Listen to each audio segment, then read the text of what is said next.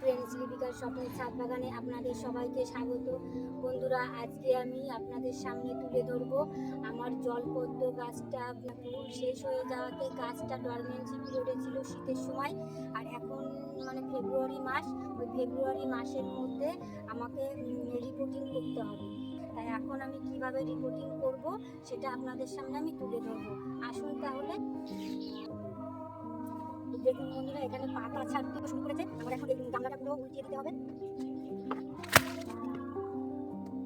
দেখুন বন্ধুরা, নিচে টিউবার এইগুলোই আবার নতুন করে বসিয়ে দিলে তাহলে আবার আমার সামনের বছর আমি আবার ফুল পাবো। আর কিভাবে বসাবো, কোন খাবার দিয়ে, সেটা আপনাদের সামনে আমি তুলে ধরবো। বন্ধুরা, এই টিউবওয়েলগুলো সাবধানেই কেটে নিতে হবে, না হলে এই টিউবওয়েলের মুখটা ভেঙে যেতে পারে। এই টিউবওয়েলগুলো কেটে নেওয়ার পর আমি বাকি অংশটা ফেলে দেব, আর এই পুরনো মাটি দিয়েই আমি পদ্ম টিউবওয়েলটা বসিয়ে দেব।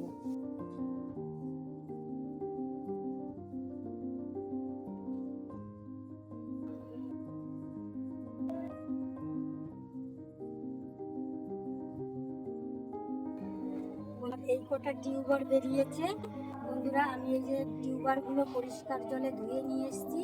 এবার আমি এইগুলো একটা গামলার মধ্যে ফাঙ্গিসাইড জলে এবার ভিজিয়ে রাখবো। ফাঙ্গিসাইড দিলাম, এটা সাব ফাঙ্গিসাইড। এইটার মধ্যে আমি 10 মিনিট ভিজিয়ে রাখবো যাতে ফাঙ্গাস না লাগে। এই পদ্ম গাছে গত বছর আমার অনেক ফুল দিয়েছে, আর এখানে অনেকগুলো টিউবার হয়েছে। আর একটা গামলা মানে বালতির মধ্যেও আমার পদ্ম গাছ আছে, আর বসানোটাও আমি দেখাবো। আর কোন মাটিতে কিভাবে বসাচ্ছি সেটা আপনাদের দেখাবো। এই যে গামলাটা নিয়েছি, এই গামলাটার মধ্যে আমি এই মাটিটা তো দেবো সব থেকে উপরে, আর সব থেকে নিচের লেয়ারে দেবো গোবর সার। আমি আপনারা যদি গোবর সার না থাকে ভার্মি কম্পোস্টও দিতে পারেন, পাতা পচা সারও দিতে পারেন। আর আমার মিক্সার আছে, ওই মিক্সারটা আমি কিছুটা মিশিয়ে দেবো।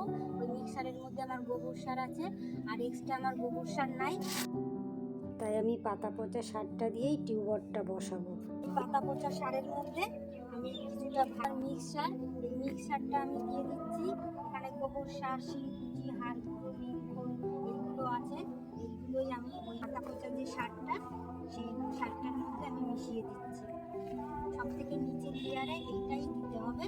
তারপরে উপরের লেয়ারে আমার যে পুরোনো গামলার মাটিটা, এই মাটিটাই আমি দিয়ে দেবো। গত বছর আমি গোবর সার দিয়েছিলাম নিচের লেয়ারে, সেইটাই এই যে এই আবার দিয়ে দেবো এর উপরে। বন্ধুরা, এই যে আমার পুরোনো যে পাক মাটি, এটা ডুবার থেকে আনা, এই মাটিটাই আমি উপরে দিয়ে দেবো। এটা পুকুরের পাক মাটি, আর এই মাটিটাই বড্ড ভালো হয়। যদি আপনারা এই পাক মাটিটা না পান তাহলে এঁটেল মাটি জলে ভিজিয়ে রাখবেন 10 দিন, ওই মাটিটা দিয়ে পদ্ম গাছ বসাবেন। আর সব থেকে নিচের লেয়ারে আমি যেভাবে বসিয়ে দিয়েছি ওইভাবেই করবেন, দেখবেন পদ্ম গাছটা হেলদি হবে এবং ফুলও অনেক হবে। কত বছর আমি এইভাবেই আমি পদ্ম ফুল অনেক পেয়েছি।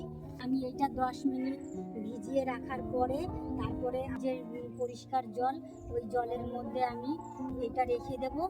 তারপরে পাতাগুলো ছাড়তে যখন শুরু করবে তখন আমি টিউবারগুলো বসাবো, তখন আপনাদের সামনে সেটাও শেয়ার করবো। এই যে বন্ধুরা, এইটার মধ্যে আমি নর্মাল জলটা দিয়ে রাখছি।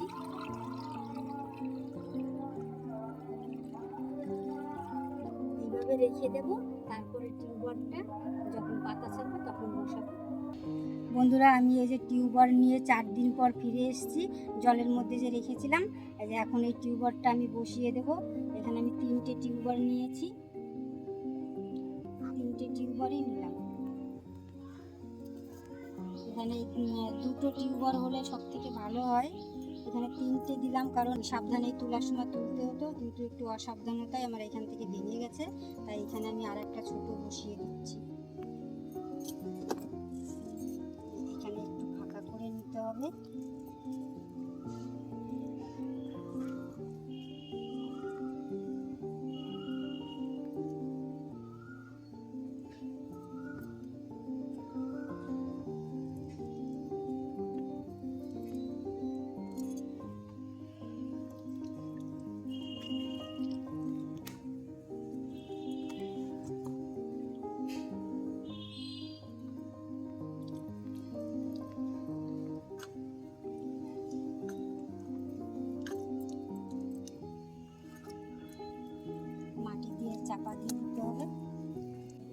দিয়ে দিচ্ছি জল, যাতে মাটিতে গর্ত না হয়। প্লেন যে নর্মাল জলটা, ওই জলটাই আমি দিয়ে দিচ্ছি। বন্ধুরা, আমার টিউবওয়েল বসানো হয়ে গেছে। আমার এই পদ্ম গাছের রিপোর্টিং এবং টিউবওয়েল প্রতিস্থাপনের ভিডিওটি যদি আপনাদের ভালো লাগে তাহলে লাইক, কমেন্ট, শেয়ার করবেন।